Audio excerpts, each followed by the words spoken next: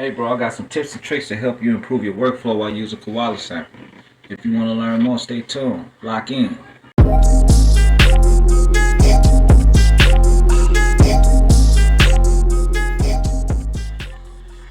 Alright, the first thing that you need is a sound source, like a hardware keyboard. You can use your DAW, you can use FL Studio, you can use Reason, you can use Machine, you can use whatever program that you want to use, as long as you want to get those sounds out. So this is what I'm using. I'm using the iPad. The iPad got this IMPC Pro 2. And they got other apps on there like BeatHawk, Beatmaker 3. You know, any one of these that you want to get sounds out of it. I got a lot of workstation apps on here, all of that, right? So you need a sound source. This is gonna be my sound source, the iPad. You need a live sound card, right? So this is what's gonna transfer the sounds into my other tablet. Now this tablet is a Samsung tablet, and I would say you need something that's going to give you quick sound and it's not going to be glitching and everything. The iPad don't glitch and this don't glitch, right? So whatever Galaxy tablet that you're using, just make sure it's got enough gigs of RAM. So I'm gonna cut this on first. That's the first thing you want to do, because this is what's going to carry the sound. The second thing you want to do is plug your USB-C into the OTG PC Live port. I'm going to plug that in there, right? Make sure you do that first. Make sure it's on, okay? The second thing you want to do is plug the other USB-C into the tablet. Now the reason why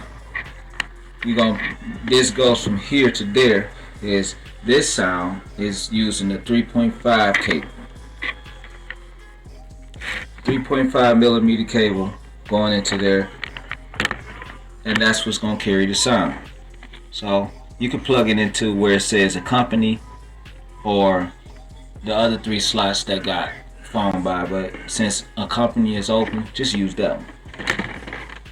So now that it's plugged in there, you got the sounds that you can get. Make sure you got the sound selected that you want to get. I don't know how this got tangled up this fast, but it did. Wires do that. But anyway, you're gonna want some headphones or speakers. But if you're gonna use like Bluetooth speakers, make sure they have a aux in. So when you plug it in, you don't get no latency.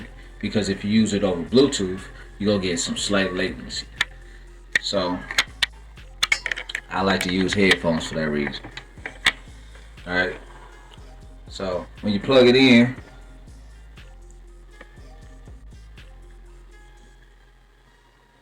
when you go into the Kuala sample, the first thing you want to do is go to the settings. You're going to choose audio when you get to the settings.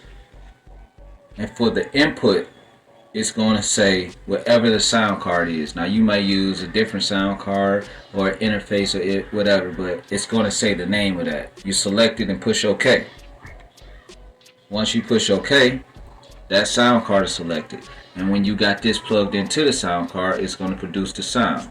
Right? So the next thing you want to do is go to a free pad on the Kuala sampler and start sampling. So you push that, and now that it's sampling, right now the time is running. You're going to push whatever sounds that you want over here, right? And then you can stop it. Whenever you get to the destination point you want to get to, you just stop it. So now that we got the samples, and you can create a whole block of samples, because it's just like chopping up a song. Alright, whatever amount of chops that you want from there, Kuala sample will give you that. So the next thing that you want to do is you want to go to this edit, right? for that pad, you're going to go to edit. And then you're going to go to tools. Once you go to tools, you're going to go convert to chopper. Once it's converted to the chopper, it's going to read each sound wave that you have recorded. And then, now I'm just going to unplug this so you can hear that the sounds in there, that it came from over here to here. Now you hear that it's one sound, but once you push sequence and you go to the grid or the keyboard, you can hear. So whatever you sampled from there is in there, and you don't have to put it on each different pad. You could just use it on the grid because you're using it in the chopped sense. So each one of these sounds, like if you got 16 pads over here, you make one block of samples on one pad, and you got 16 sounds inside that one pad that will be on the grid, right? So once you're able to do that, you can play these sounds like you'll be able to play it.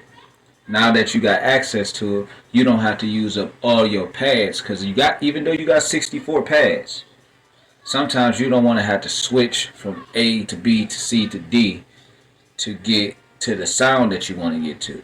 You could just have it all on that one pad and play it all on one pad, and it's playing all the sounds. And you ain't got to have all the buttons going.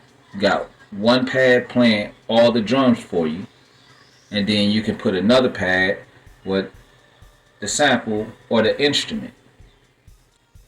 You'll save some room. So this will probably give you, let's say if you put 16 samples on one pad and you got 16 pads, so 16 times 16.